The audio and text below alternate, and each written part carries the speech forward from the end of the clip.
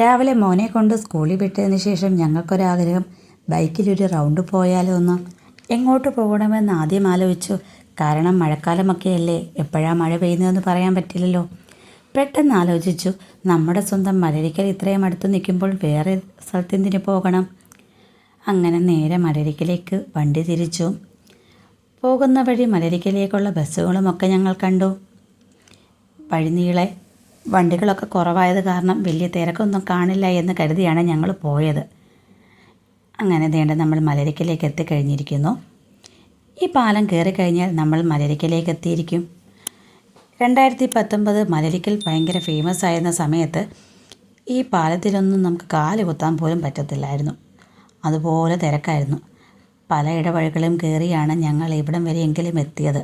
എന്നിട്ടും കുറച്ച് സ്ഥലങ്ങൾ മാത്രമേ ഞങ്ങൾക്ക് മുന്നോട്ട് പോകാൻ പറ്റിയുള്ളൂ. അതുപോലെ തിരക്കായിരുന്നു. പക്ഷേ ഇന്ന് വലിയ ആൾക്കാരെയൊന്നും കാണുന്നില്ല. ചിലപ്പോൾ അവധി ദിവസമല്ലാത്തത് കൊണ്ടായിരിക്കാം. ഈ കൈ കാണിക്കുന്ന ആൾക്കാരൊന്നും ഞങ്ങളുടെ പരിചയക്കാരല്ല. ബോട്ടിലേക്കുള്ള ക്യാൻവാസിങ് നടത്തുകയാണ് അവർ. ഇതിനോടകം ഒരുപാട് ആൾക്കാർ തിരിച്ചു പോയിരിക്കുന്നു. കാരണം ഞങ്ങൾ ചെന്നത് 9 മണി സമയത്താണ്. ആമ്പലിൻ്റെ ഭംഗി ആസ്വദിക്കണമെങ്കിൽ ശരിക്കും 9 മണിക്കല്ല 6 മണിക്കെങ്കിലും എത്തണമെന്നാണ് അവിടെയുള്ള ആൾക്കാർ ഞങ്ങളോട് പറഞ്ഞത്. സൂര്യപ്രകാശമേറ്റ് തിളങ്ങുന്ന ആമ്പലിന് ഒരു പ്രത്യേക ഭംഗി തന്നെയാണ്. 9 മണി ശേഷം ഈ ആമ്പലെല്ലാം വാടിത്തുടങ്ങും. അന്നേരം അതിന് കാണാനൊരു ഭംഗിയും ഉണ്ടായിരിക്കത്തില്ല. ഒരുപാട് ആൾക്കാർ വന്ന് പറിച്ചത് കൊണ്ടായിരിക്കാം ഈ സൈഡുകളിലൊന്നും ഇപ്പോൾ ആമ്പൽ കാണാനില്ല. ആമ്പൽ കാണണമെങ്കിൽ ശരിക്കും അക്കരെ പോകണം. അതിന് ബോട്ട് തന്നെ ആശ്രയിച്ചിട്ടേ പറ്റൂ. ഞങ്ങൾ എന്തായാലും ഇന്ന് ബോട്ട് യാത്ര തീരുമാനിച്ചിട്ടില്ലായിരുന്നു. പെട്ടെന്നുള്ള വരവല്ലായിരുന്നു. അതുപോലെ തന്നെ മോനെയും കൊണ്ടുവന്നിട്ടില്ല. അവനും ഈ കാഴ്ചകളൊക്കെ വലിയ ഇഷ്ടമാണ്. പക്ഷേ എന്നിരുന്നാൽ പോലും ഞങ്ങൾ കുറച്ചുകൂടെ മുന്നോട്ട് പോകാൻ തീരുമാനിച്ചു. ഈ 2 സൈഡിലും കാണുന്ന വണ്ടികളെല്ലാം അവിടെ വന്നിരുന്ന ആൾക്കാരുടെയാണ്. ഇനി അഥവാ ആമ്പൽപ്പൂ പറിക്കാൻ പറ്റിയില്ലെങ്കിലും സാരമില്ല. അവിടെ ആമ്പൽ ധാരാളം വിൽക്കാൻ വെച്ചിട്ടുണ്ടായിരുന്നു. കയ്യിൽ ക്യാഷ് ഇല്ലെങ്കിലും സാരമില്ല, അവരുടെ എല്ലാം കയ്യിൽ സ്കാനറുമുണ്ട്. ഈ കാണുന്ന ബോട്ടുകളെല്ലാം ബോട്ട് യാത്രയ്ക്ക് വേണ്ടി ഒരുക്കിയിട്ടിരിക്കുന്നതാണ്. 9 മണി സമയം ആയതുകൊണ്ടാണ് മിക്ക ബോട്ടുകളും തിരിച്ചെത്തിയിരുന്നത്. കാരണം എല്ലാവരും എത്തുന്നത് രാവിലെ 6 മണി സമയത്താണ്.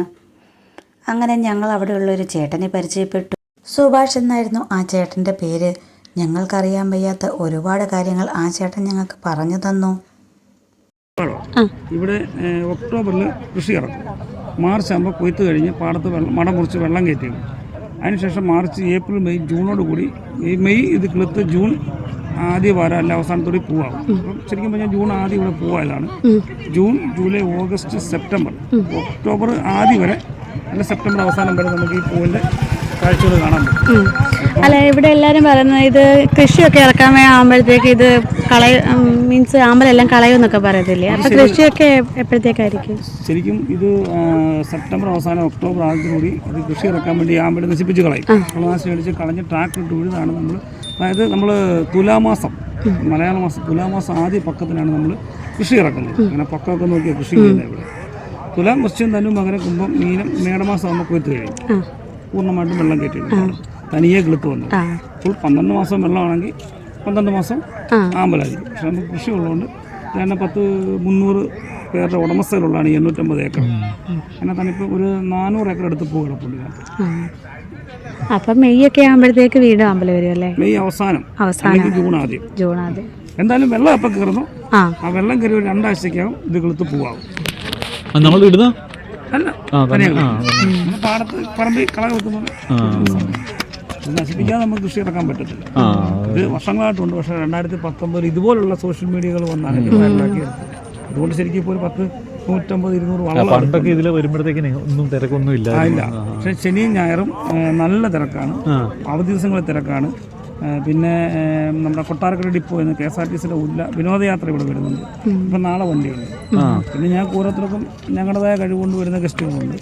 അങ്ങനെ ഓരോരുത്തരും ഡിപ്പെൻഡ് ചെയ്ത് വരുന്ന ആളുകളുണ്ട്. സ്ഥിരമായിട്ട് വരുന്നവരുണ്ട്. സ്ഥിരമായിട്ട് ഞാൻ പറഞ്ഞു 2019 മുതലുള്ള ആളുകൾ അങ്ങനെ കണക്ട് ചെയ്ത് വരുന്ന ആളുകളുണ്ട്. അന്ന് ഇങ്ങോട്ട് അടുക്കാൻ പറ്റത്തില്ലായിരുന്നു, ഭയങ്കര ആളായിരുന്നു. ഞങ്ങൾ വന്നിട്ട് 19 ഒക്ടോബർ ആദ്യ വാരമാണ് സംഭവം ഫേമസ് ആകുന്നത്. അന്ന് ഭയങ്കര ജനം. ഇപ്പം നമ്മുടെ സംസ്ഥാനം കൂടാതെ ആന്ധ്ര, തമിഴ്നാട്, കർണാടക അങ്ങനെയുള്ള സ്ഥലത്തുനിന്നും ആളുകൾ വരുന്നുണ്ട്. പിന്നെ സേവ് ദ ഡേറ്റ്, ഫോട്ടോഷൂട്ട് അങ്ങനെയുള്ള. പിന്നെ ഇന്നലെ ഒരു തെലുങ്ക് സിനിമയുടെ ഷൂട്ടുണ്ടായിരുന്നു. പക്ഷേ വരുന്നവർ രാവിലെ 6 മണിക്ക് ഇവിടെ എത്തണം. 10 മണിയാകുമ്പോൾ ഇത് വാടിപ്പോകും. 6-നും 10 ശരിക്കും പറഞ്ഞാൽ ഒരു 6, 6, 7 നല്ല ടൈം. സൺറൈസും കണ്ട് ഫോട്ടോ എടുക്കാനൊക്കെ നല്ല ടൈം അതാണ്. 10 മണിക്ക് മുമ്പ് വരണം. പിന്നെ ഇനി വാടിപ്പോകും. ഇനിയിപ്പം ഞങ്ങൾ ഒന്നും കൂടെ വരുന്നു.